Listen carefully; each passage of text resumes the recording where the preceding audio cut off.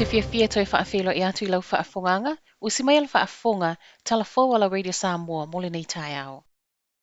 Ua lapa tai mai apani, e ono le toi talia ina le hani o loo whaatau watu a New Zealand.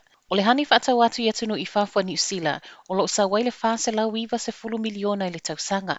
Ma ila talata I le ono se 10 miliona, e sau mai apani. Peitai o le ua whaaluona mawe siaki le glyphosate I te tono hani o loo awinatu, ma ua whaao o mai ai le matanga luenga le soifua maloloina I apani lana whaai unga I le matanga luenga o Primary Industries a New Zealand. E o loi le 5% o hani whaatau watu e pāsia le glyphosate whaatapulaa o lona winga o le atau fi loa I le to Italia I apani le hani a New Zealand. Ai ua tali Andrew Pearson o le Primary Industries in New Zealand o le alavala o whaia siaki o glyphosate ai ele awinatu hani I apani, ma ele o mawhai fo ona so ona tu inatu pe pa whaamaunia e alo I ai le pāsia o lea o loa pe a le whaia siaki. E ui o le glyphosate, e lo I aiso na a fianga I ono whaapapole ina I le tūtau soifua maloloina, e tūsam whaamauninga mai a Pearson. Ai ua saunoa le so upu o le asosiale Unique Manuka Factor Honey, John Rawcliffe I Tālale News Hub, o le papolenga o le tauleanga o le hani. Ua whaamaunia fo I le pulesili o le Apiculture New Zealand, Karen Koss, o lea ua mai a whaailoa foi I le au whai pisinisi hani tūla fono fou, a toa malesiaki o glyphosate. O Japani, e le seisi atunu I le taimi nei e tutusa mana ta ia laulo o 5 ta ina I le maketina o hani whaatau atu.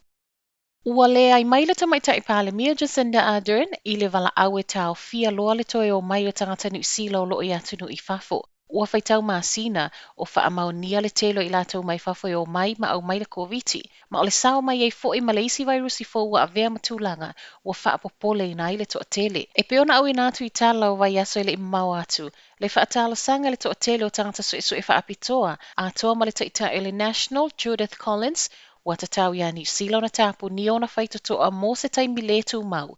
I atunu o loo sa sao ai le virusi fo le e whaapea e wavetele le pepesi. Ai I se live stream po o whaatala no atu sa o lunga le Facebook I le po le aso lua o le aso nei. Ua whaamanino ai e Jacinda na te le talia ina le talo sanga. Ona o loo I aile ia tatau o nei tangata sititeni e toe fo I mai ai. O le tapuni a fo I o tua o New Zealand o lona winga o le a fia ai ma o loa au ina mai atunu I fafo, ai mai se lava, vai la au ma mea whainga luenga o lo mo o mia le vaenga le soifua maloloina. Ma e nā te le o I loa foi, po I aise isi atunu o lo whaasa ina le toe foi atu o na ia lava tangata. Ao te e naila Jacinda le tau fio nei whainga malanga wa ia wha maonia, e wha a wau bea polo kalame o lo wha anofo e sei tangata mai fafo, a toa matapo o lo ta ia lai nei au nanga. Ai mo nisi suinga mole anga I luma o New Zealand, o le a fua le tui pui pui al COVID, a toa maso e suenga o lo whaia bea bea wha amata, e ma whaia nei tui pui pui o na tau fia le pepesi al COVID. Ua tua ia e fiti New Zealand, e lo fia tala no atu I le ono whaia o se afu sa o loto mo whemalanga inga I le vau atunu e lua. O fiti wala talata le tausanga o le ai nisi o lana community wa mau el COVID a o New Zealand le osilia ma le lua maasina. Ma a o finau mai ei le vaenga turisi a fiti I le tatala ia o whainga malanga le vama New Zealand. O wha mautino e le sui o le vaenga turisi mai fiti, wa lava tapena fiti e toi tatala o na whaitoto ai a New Zealand.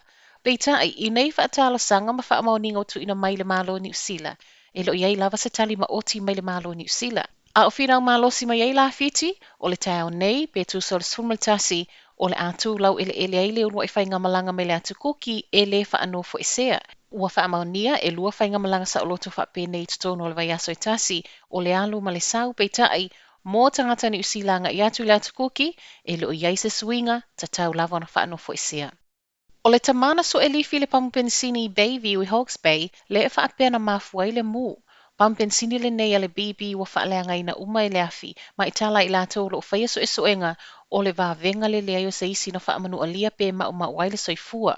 So e soenga o whailo I se tasi o tina, o se tamae le masani iai, masana whangpa o pensini e le I tāpunia, sa so e lifi I le pampensini, ma o le taimi lava na oso I tutono o la lato ta avale na iai mana wo.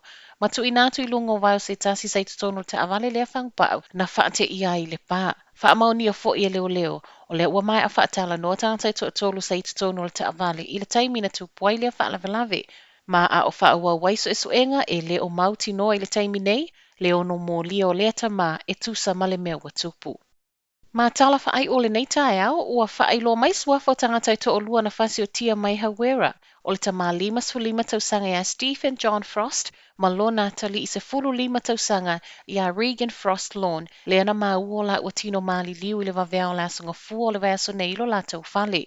O loo whaawau pia so e le whale na mawai tino mali liu i la ua nei, ma i moli maua tua o ia lata ane, lātou te le i langona ina ni whaailoilo i le aso sa a nga i le asonga fua, mai le whale o lea ainga, e ono i loa se mea ua tupu, pau o lea e na o tau ngā upu i nai aso ai le i mali liu le tamama le atali.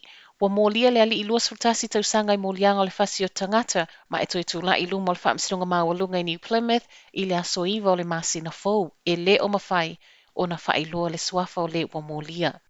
O tala nao le neifo i aso, manuia tele le nei aso tofi.